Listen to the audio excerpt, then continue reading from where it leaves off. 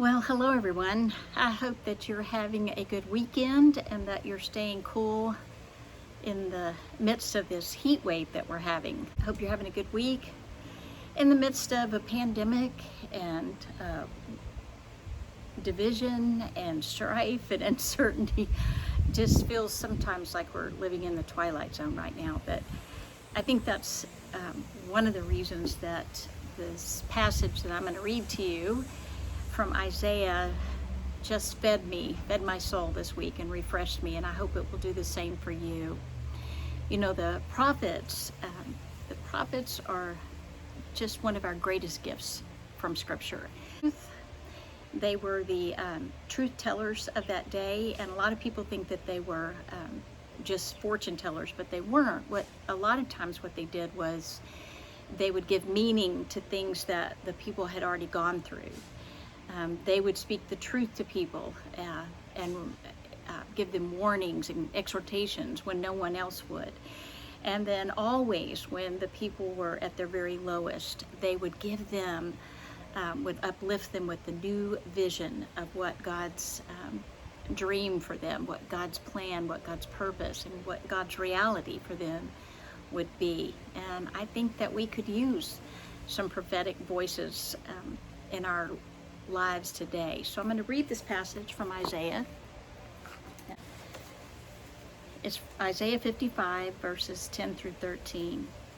For as the rain and the snow come down from heaven and do not return there until they have watered the earth, making it bring forth and sprout, giving seed to the sower and bread to the eater, so shall my word be that goes out from my mouth. It shall not return to me empty, but it shall accomplish that which I purpose, and succeed in the thing for which I sent it. For you shall go out in joy and be led back in peace. The mountains and the hills before you shall burst into song, and all the trees of the field shall clap their hands.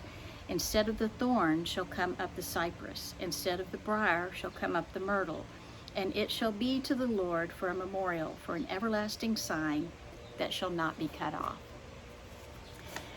For some reason, that was just like a big old drink of water to me this week, because for one thing, just the images of rain and the reminder of how creation works in such a collaborative way, that God is always calling us to be co-creators, co-collaborators in this process of bringing forth new life and restoration.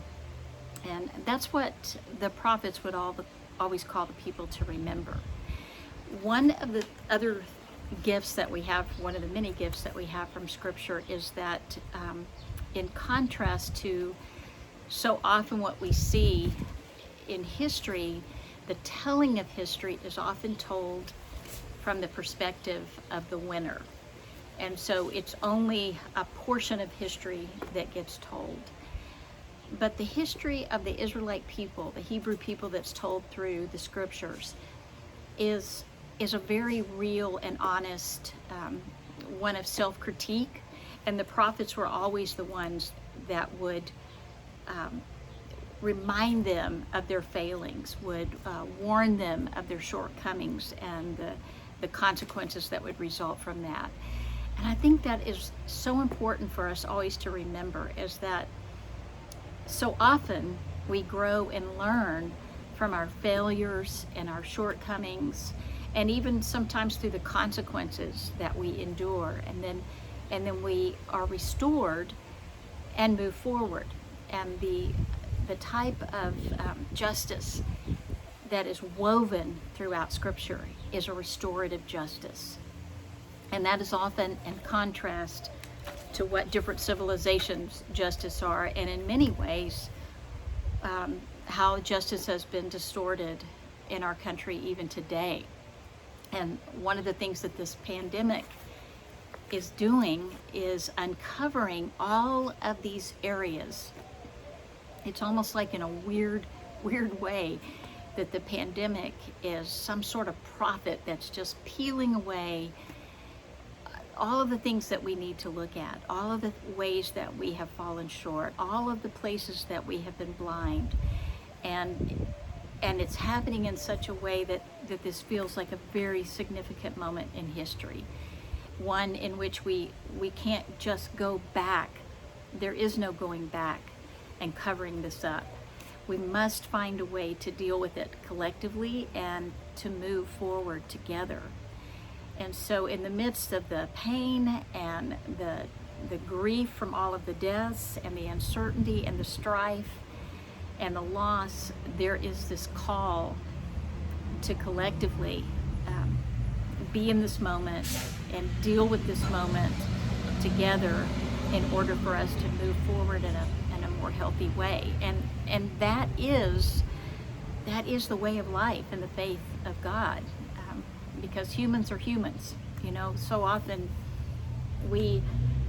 I know I do this all the time, especially with certain people. I'll say that he's just a terrible, horrible person. But there really is no such thing as a good person or a bad person. We're all just human, and we all have the capacity for good and the capacity for evil, and we all have the tendency to do good and to do evil. And often you'll notice that someone who you would say is an evil person, it's like they've lost touch with their own humanity to such an extent that they're disconnected from it. And if you're disconnected from your own humanity, then it's almost impossible to see the dignity in the humanity in another. So the prophets are always calling us to recognize where we're falling short as humans, and falling short as humans who were created to reflect the image of God. So this passage, it calls us into participation, and it reminds us that we're not God. We are a reflection of God, but we are and created by God, but we are not God. And so God's purposes will be fulfilled. And the question becomes, do we want to be part of that wonderful vision? Do we want to participate in being about that? And so the only way that we can effectively do that is that when we inevitably fall short of it, that we take a look and that we see, you know, what are we looking at now that we need to change? I heard this is just an example that made me think, wow, we're kind of off in this way. There was a young man that was being interviewed who had been very, very sick, and had been given a 1% chance of living. And he was saying that due to the wonderful health care that he got, that he made it, and he lived, and he's going to be just fine. And he made a statement, though, that really stuck with me, and it's just disturbed me down to my core. And I know he meant it as a statement of gratitude for the health care that he got, and he probably didn't realize, you know, and how it may have come across. But he said, you know, if we had had universal health care, then I probably wouldn't have gotten the health care that I needed, and I probably would have died. And that may be a true statement. I can't, you know, those what ifs you can never argue, because he did get better and he did have the health care. But it made me think about a mindset of scarcity that would bring forth a statement like that. There's an assumption there that there's not enough good or even great health care to go around. That if everybody had more health care, then that means he would have less. And I know that some people really feel that that's true, that they think that there's not enough money to pay for everybody to have a good health care. But that doesn't seem to be the vision of the prophets. The prophets are always bringing forth this vision of God's abundant grace and beauty and purpose and plan for humanity and for all creation. That it's not about if you get a little bit more, then they're going to get less. And I think maybe this place in history where we are, where all of this is getting uncovered, is a time for us to check ourselves on, do we trust in the abundance of God, and do we actually believe what we say we believe, and how are we going to move forward and act accordingly in that? God's purposes will be fulfilled because God is reality. You know, if we reduce God down to some sort of being of our own imagination, or some sort of realm that only includes some people and excludes others, then it's real easy to trace that mindset to not everybody can afford to have health care. We can't give health care to everybody.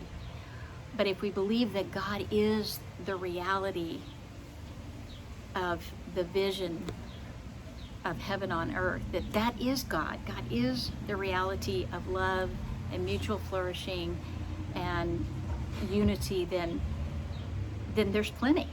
We just got to figure out a way to share, to make it happen.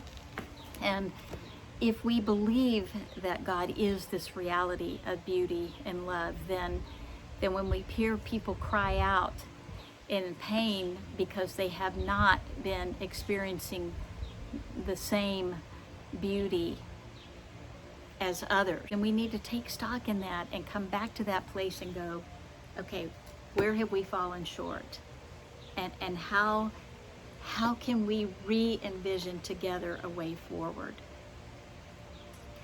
I know that some people probably are frustrated because myself and other pastors are talking a lot more politically lately than maybe we have in the past. But the truth is that Jesus was also political. You go back and you read what he said and you see what he did, and he was always trying to revision the people away from the distortions of the day.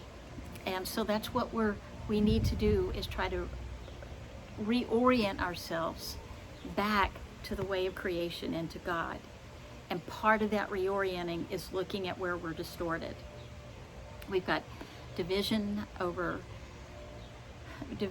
how to handle the virus, division over when to open school, how to do it, division over how to protect ourselves and one another, division over the statues, division over all of these things that week after week after week, I keep trying to think, well, I'll talk about something else this week, but we're right back there because there are certain people that benefit from keeping us there.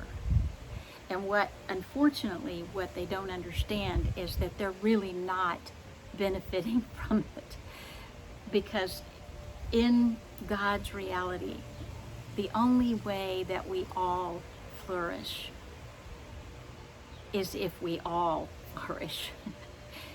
The only way each of us flourishes to our full extent is if everyone flourishes. And so when people say Black Lives Matter, they're not saying that all lives don't matter or that blue lives don't matter. What they're saying is that all lives can't matter if Black lives don't matter. And we have a history of Black lives not mattering as much. And so we need to do better. We need to change that right now. And that doesn't mean that blue lives don't matter and that all lives don't matter. It doesn't mean that at all. And it certainly doesn't mean some sort of left-wing, radical, violent group. When things get thrown in there and things get said like that, and whole groups of people get labeled in some dehumanizing way, then it dehumanizes all of us. You don't dehumanize a group of people, because in doing so, you dehumanize yourself. So we need to be very wary and very alert of when we hear someone label a whole group, or we hear someone speak in terms that dehumanizes people, then you need to have a red flag for that, because that's not of God. Now, We need to hold each other accountable. We need to be able to have the hard conversations. The prophets didn't steer away from the hard stuff. That's why they weren't liked very much, and that's why they were run out of town, and that's why they lost their lives sometimes. I mean, nobody likes to hear bad news. But we can't get to the really good news if we don't deal with the bad news. We can't get to the really place of mutual flourishing if we don't deal with where we are in the muck and mire now. So my prayer this week is that we can continue to do that. I feel like I sound like a broken record in some ways, but we've got to keep after it until we get through it. And that's why this passage just was like a breath of fresh air and a cool drink of water, because what is on the other side of us doing the hard work together is a much better place. A place not just where we say we're a country of equality, but where we actually are a country of equality, where everyone's human dignity is valued equally and everyone's opportunity is extended with the same generosity as another. And every person gets access and to the best health care possible. You know, that's the thing about God's economy, is that it is one of ever abundance. But that abundance comes through the open flow. That's what this passage is about. It's about the rain coming down and the earth watering and being able to do what it does, which is provide food and drink for us. And so that if we all act in accordance of who we were created to be, then that's where this vision of hope and mutual flourishing comes from. That's where this vision of God's realm on earth comes from. That's what Jesus was about in what he did and what he said and what he was willing to endure. It's like, this is the vision of God.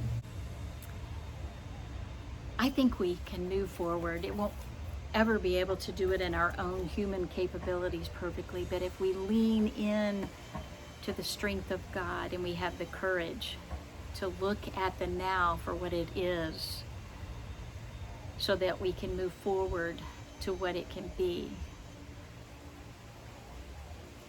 then we'll be closer for it being on earth as it is in heaven. God bless you, and go in peace.